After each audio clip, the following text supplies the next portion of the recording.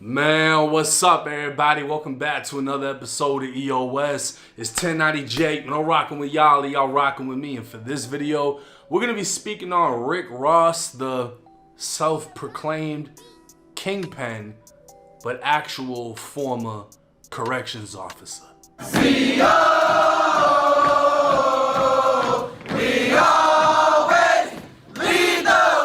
I know, I can already see from here, from where I'm at, this nigga's a total fraud. Like, you know what I mean? Like, it's not even no issue. But I paid for the transcripts to your court case. Trick Daddy recently accused you of working as a prison guard at one point, Rick. Is there any truth to that? No, that's not true. But that's disappointing to hear that he said that. He said that? Like you did 10 years in jail, right? How you think about the whole Rick Ross thing, him being a correctional officer and dealing with correctional officers? Wow. Fake niggas get taped up and sent back. Use a fake nigga, you makes up a good act. Now I know you. I think it's fair to say, I know you now. Was Rick Ross in his lifetime a corrections officer? Rick Ross done did it all to get money. I done did it all except set dudes up, put dudes behind bars, and that's what's important to me. Pictures turn up of you online, right? Or a person that looks like you online who's working as a correctional officer. Is that or is that not Rick Ross in those pictures? That was me in the photos. I'm the truth when your truths just pretend. I hear lies in every one of your lines with no flow or mine. Magnified times 5. You lost, I'm Ross. Now, bullets are flying in hip-hop as back-to-back disses are being dropped and shots keep getting fired. At this point, it seems like Drake versus everybody, but one person in particular is standing out. Rick Ross would drop an immediate response to Drake's diss, but that isn't what's got my attention. Ross would keep dissing through Instagram and referring to Drake as a white boy, as if that's an insult. Well, now you got a white boy's attention. Apparently everybody forgot the biggest boss of Miami, the hustler who knew Pablo and Noriega, the man who thinks he's Big Meech, Larry Hoover. Everybody forgot he was a fucking CO. Lead the way. Now this isn't new news. Back in 2008, pictures would be released of Ross in uniform, and he'd speak exclusively with all hip-hop stating, "My life is 100% real. These online hackers putting a picture of my face when I was a teenager in high school on other people's body. If this shit was real, don't you think they would have more specifics, like dates and everything?"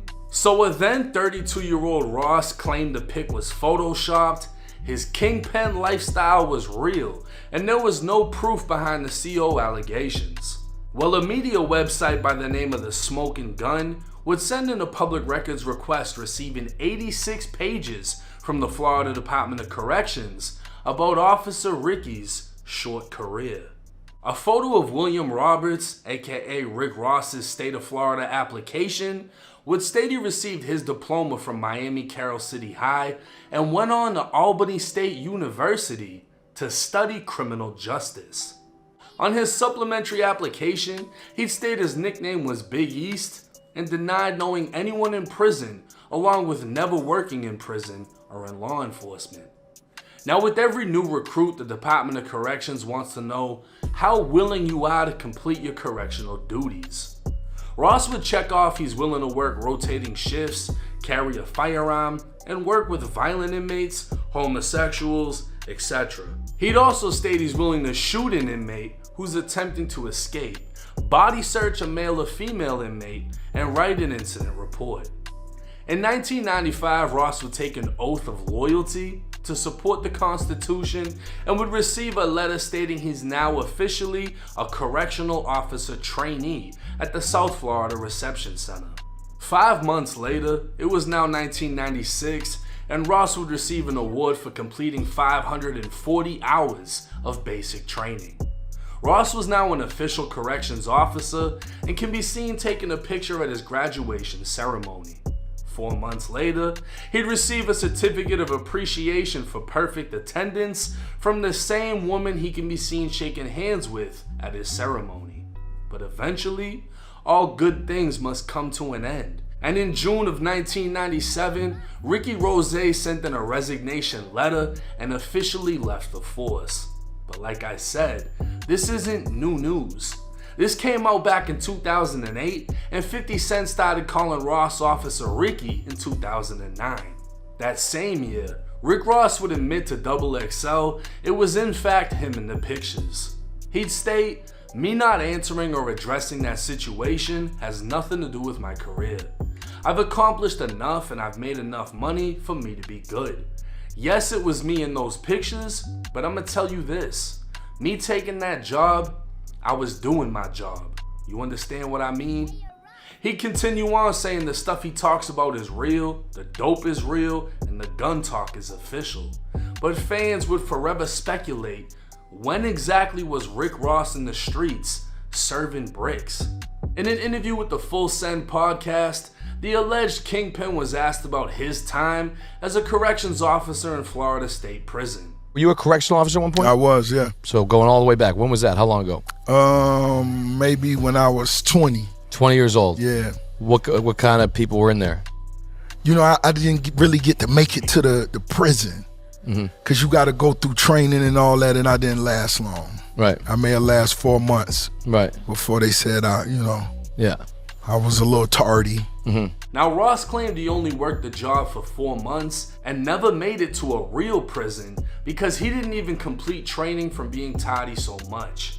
But this is the same Ross that received a certificate of appreciation for never missing a day. He'd work as a CO for 18 months at the South Florida Reception Center in Miami. This was the first stop for any inmate entering the prison system from Miami, Broward, Palm Beach, or any other neighboring counties. This was very much prison, and the South Florida Reception Center has repeatedly made the news, like when 4 COs were arrested for beating an elderly inmate to death, or when 11 inmates died from COVID. But still, Rick Ross got a pass because even if he never sold drugs a day in his life, the music sounded good enough to forget it. So why still lie about your old job? And if you weren't flipping bricks in between criminal justice class and football practice, when did it happen? Apparently in 2008, the same year the pictures were released, Rick Ross was arrested on gun and marijuana charges. The investigation would be assigned to the Gang Unit Task Force, and transcripts would state the Gang Unit was given the case because Rick Ross claims affiliation with the Carol City Cartel. Now, Triple C's, according to Wikipedia, was a hip-hop group founded by Rick Ross in 2005. Named after the Carol City neighborhood of Miami, the group featured Rick Ross, Gunplay, Torch, and Young Breed. The transcripts would mention YouTube, and Ross didn't shy away from his cartel affiliation because it wasn't an actual cartel. The transcripts would also reveal this was actually Ross's first arrest as an adult at 32 years old. So technically speaking, you're not a criminal until you get caught, right? And Ross was never caught until after his career already blew up. Aside from marijuana, Ross wouldn't be arrested for anything serious until 2017, when him and his former security guard kidnapped a landscaper by forcing him into a room and pistol whipping him. Ross would plea out to lesser charges as a first-time offender, and the charges would be removed from his criminal history after paying all fines and completing probation. So maybe Ross was just too smart to get caught with any bricks. Going back to his interview, Ross would state he got his job in corrections after his big homie got in trouble and suggested it. What made you want to do that? One of my big homies had just got in trouble, and a lot of things were going on, and he just suggested it. You fuck with it or no? I didn't. Anything you gotta really do, and you fucking running and jogging and all of that shit, man. The big homie Ross was referring to is none other than Kenneth Booby Williams. Booby was the leader of the Booby Boys, an infamous murderous drug gang that terrorized Miami in the 90s. Law enforcement officials would state they built a drug empire that smuggled 5 tons and $85 million worth of cocaine across 25 Florida cities and 12 states from 1990 to 1998. The gang was blamed for 35 murders, and when they were all indicted, the shootings and murder rate literally dropped in 4 of Miami's worst neighborhoods. According to a Street Stories article, the Boobie Boys reached national attention through Rick Ross, who rose to fame in hip-hop's cocaine era, when everybody was rapping about cocaine and selling it. He'd introduced the world to Miami's underworld by wearing a Boobie Boys t-shirt, naming members in his songs, and speaking of them in multiple interviews. When I talk about yayo, when I talk about streets, body counts, that's where I really come from, you know what I'm saying? I came up in Carriage City, the heart of Miami, and just so happened in my generation, we had a good friend of ours by the name of Kenneth Boobie Williams, who was featured on America's Most Wanted in 1999. You understand? And he was accused for over 200 homicides and running an $80 million enterprise. An anonymous person would speak with the Miami New Times back in 2008 over the correction officer controversy. He'd state, "Ross ain't no fake cat. He's always been savvy in my experiences crossing paths with him way back in the day." Ross ran with the Boobie Boys, who were among the top 5 gangsters down here in Miami in the mid-90s. When Boobie Boys leader Kenneth Boobie Williams got snatched by the feds, they also snatched several Miami-Dade police officers as well because they were on Boobie's payroll. Now Ross wasn't no kingpin himself, but close enough, because he ran with some real hustlers that touched major work. Streetwise, Rick Ross's back is against the wall. He can't really elaborate on everything because Boobie is still dealing with the federal case right now on appeal. The streets know that when Ross was a CO, he was working for Boobie on a mission. Now this story would coincide with what Ross said on his Full Send interview, but we don't even know who said it because the person was anonymous and could have been Rick Ross himself or a member of his team.